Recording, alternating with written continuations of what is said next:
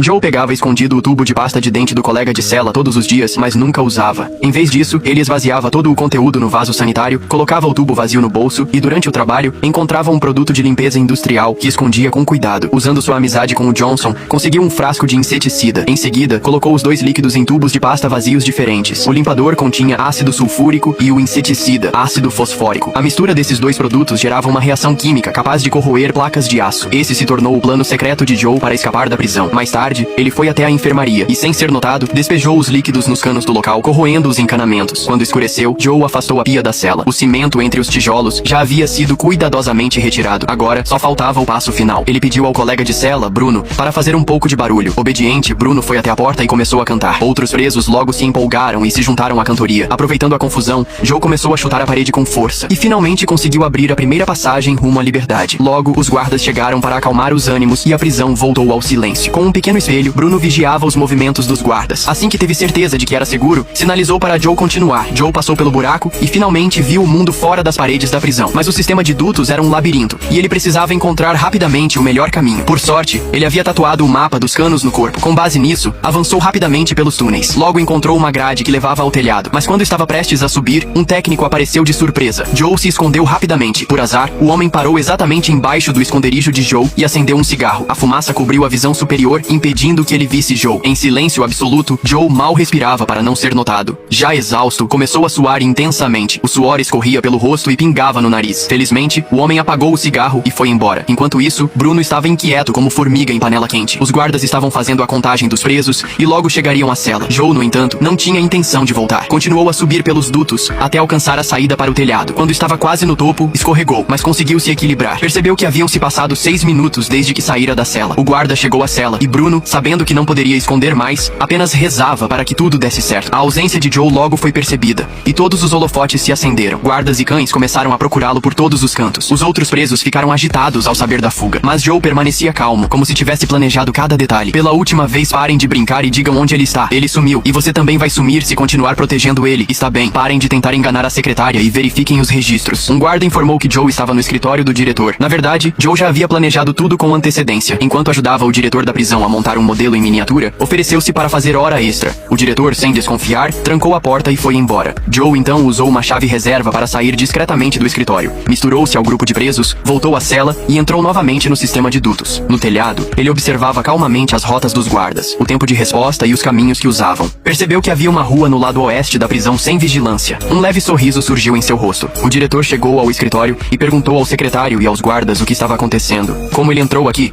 O que está acontecendo? Ele estava aqui depois do meu turno. Eu poderia até inventar algo para me livrar, mas me diga, o que você fazia aqui dentro? Chega, Gabi, já basta. Graças a essa desculpa com o diretor, Joe conseguiu evitar suspeitas. Mas agora ele se tornara o principal alvo dos guardas, o que dificultava ainda mais seu plano de fuga. Para seguir com a escavação de um novo túnel até a enfermaria, ele precisava de tempo, algo que sozinho seria difícil conseguir. Teve então uma nova ideia, provocar uma quarentena geral. Quer que todos sejam trancados? Então é melhor fazer os presos se revoltarem. Joe entrou no sistema de ventilação e sabotou os ventiladores. A temperatura subiu como se estivessem dentro de um forno. Os presos começaram a se irritar. Um dos mais impulsivos, Tomás, foi o primeiro a reclamar. Deixem de frescura, nem tá tão quente assim. Quando esse cara acordou hoje, ele estava branco. Querem refrescar? Abram logo esse negócio pra ventilar. Sob os protestos de Tomás, a agitação cresceu. Os guardas, sem conseguir controlar, decretaram o isolamento de todos os presos. Tomás, no entanto, liderou um grupo que se recusou a voltar para as celas e começou uma resistência no corredor. Enquanto isso, Joe decidia que era hora de agir. Ele rasgou um lençol e pediu que Bruno o pendurasse na porta da cela para cobrir a visão. Bruno recusou. Você só quer isso porque sabe que alguém pode se aproximar. Está querendo proteger seu segredo? A gente quer sair daqui também. Depois de 2 segundos de hesitação, Bruno engoliu o orgulho e pendurou o lençol. Enquanto isso, a tensão com Tomás só aumentava. Ele zombava dos guardas, mas um deles reagiu com palavras cruéis, provocando uma reação ainda mais forte. E o seu pai, que violentou a própria irmã, e depois de 9 meses nasceu o Tedzinho. Essa frase incendiou de vez o grupo. Os presos começaram a forçar as grades até que os parafusos começaram a se soltar. Com a grade desmontada, Tomás liderou a invasão da sala de controle e libertou todos os outros detentos. O caos tomou conta do presídio. Tomás virou uma espécie de líder da rebelião. Durante a confusão, capturou um guarda e o agrediu gravemente antes de jogá-lo dentro da cela de Joe. O guarda mal conseguia se levantar quando foi empurrado por Tomás mais uma vez. Com a pia removida, o buraco que Joe havia feito estava agora completamente exposto.